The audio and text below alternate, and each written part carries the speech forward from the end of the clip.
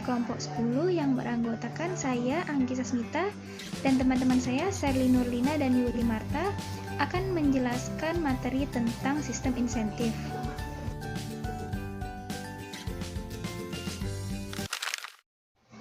Baiklah, insentif sendiri merupakan kompensasi berupa penghargaan terhadap kinerja karyawan yang baik.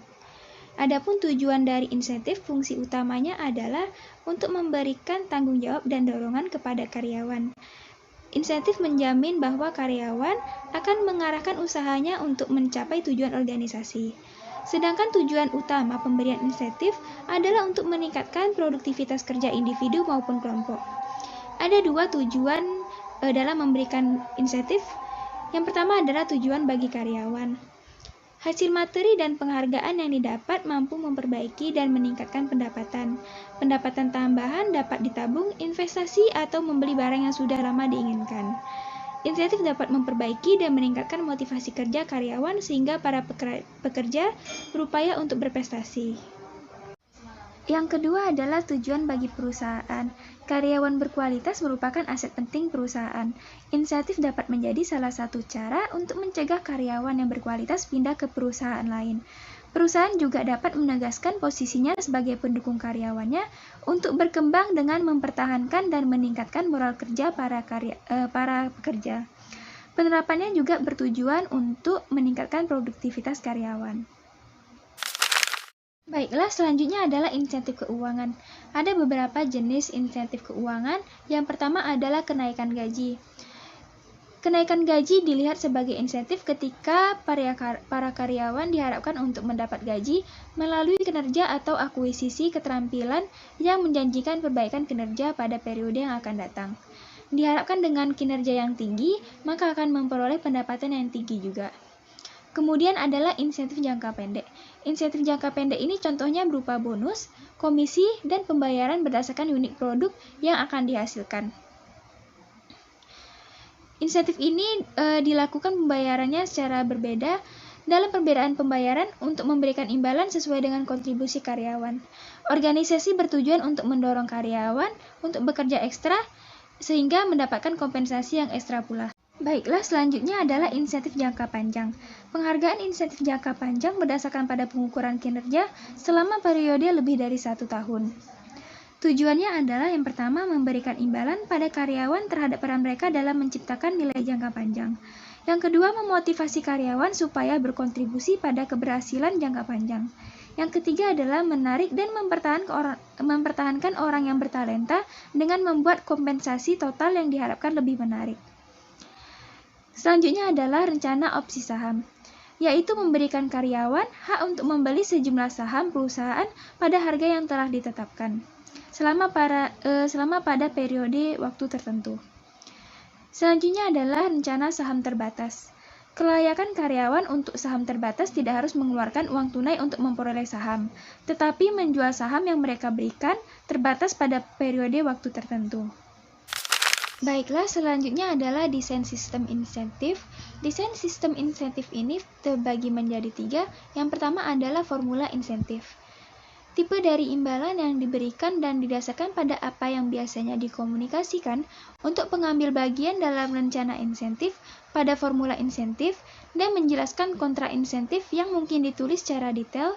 Ini biasanya terjadi pada kasus rencana bonus tahunan pada sebagian besar organisasi. Yang kedua adalah bentuk fungsi insentif. Ketika imbalan yang dijanjikan diformulasikan, hubungan antara imbalan dan dasar penghargaan seringkali ditentukan oleh imbalan, hasil, atau fungsi insentif kinerja. Pada tingkat pusat laba, sebagian besar perusahaan menentukan batas bawah atau ambang yang lebih rendah pada kontrak insentif jangka pendek. Yang ketiga adalah ukuran pembayaran insentif. Karena karyawan hampir selalu menilai uang, pembayaran variabel yang proporsinya signifikan seharusnya dapat memotivasi mereka untuk mencapai tujuan kinerja. Baiklah, selanjutnya akan dijelaskan oleh teman saya. Baiklah, saya Yuli Marta akan melanjutkan presentasi dari teman saya sebelumnya, yaitu tentang kriteria untuk mengevaluasi sistem insentif. Dalam perencanaan pemberian insentif, sebuah lembaga harus menentukan indikator-indikator yang dijadikan sebagai perhitungan atau pertimbangan dasar penyusunan insentif. Menurut Lijan Poltak Sinambela dalam bukunya Kinerja Pegawai Teori Pengukuran dan Implikasi, indikator menjadi pertimbangan dalam pemberian insentif, yaitu yang pertama ada kinerja. Sistem insentif dengan cara ini langsung mengaitkan besarnya insentif dengan kinerja yang telah ditunjukkan oleh karyawan yang bersangkutan. Berarti, besarnya insentif tergantung pada banyak sedikitnya hasil yang dicapai dalam waktu kerja karyawan. Yang kedua, lama kerja. Besarnya insentif ditentukan atas dasar lamanya karyawan melaksanakan atau menyelesaikan suatu pekerjaan. Cara perhitungan dapat menggunakan per jam, per hari, per minggu, bahkan per bulan. Yang ketiga ada senioritas. Sistem ini didasarkan pada masa kerja atau senioritas karyawan yang bersangkutan dalam suatu organisasi. Dalam dasar pemikiran karyawan senior menunjukkan adanya kesetiaan yang tinggi dari karyawan yang bersangkutan pada organisasi di mana mereka bekerja. Yang keempat, ada kebutuhan. Cara ini menunjukkan bahwa insentif pada karyawan didasarkan pada tingkat urgensi. Kebutuhan hidup yang layak dari karyawan berarti insentif yang diberikan adalah wajar. Apabila dapat dipergunakan untuk memenuhi kebutuhan pokok, tidak berlebihan namun tidak berkekurangan. Yang kelima ada keadilan dan kelayakan. Terbagi menjadi dua, yaitu keadilan dalam sistem insentif bukan harus sama rata tanpa pandang bulu, tetapi harus terkait pada adanya hubungan antara pengorbanan atau input dengan output. Makin tinggi pengorbanan, makin tinggi insentif yang diharapkan. Yang kedua ada kelayakan. Di samping masalah keadilan dalam pemberian insentif tersebut, perlu pula diperhatikan masalah kelayakan. Layak pengertiannya membandingkan besarnya insentif dengan perusahaan lain bergerak dalam bidang usaha sejenisnya. Yang keenam ada evaluasi jabatan. Evaluasi jabatan ini ialah suatu usaha untuk menentukan dan membandingkan nilai suatu jabatan dengan nilai jabatan-jabatan lain dalam suatu organisasi. Berarti pula penentuan nilai relatif atau harga dari suatu jabatan guna menyusun ranking dalam penentuan insentif.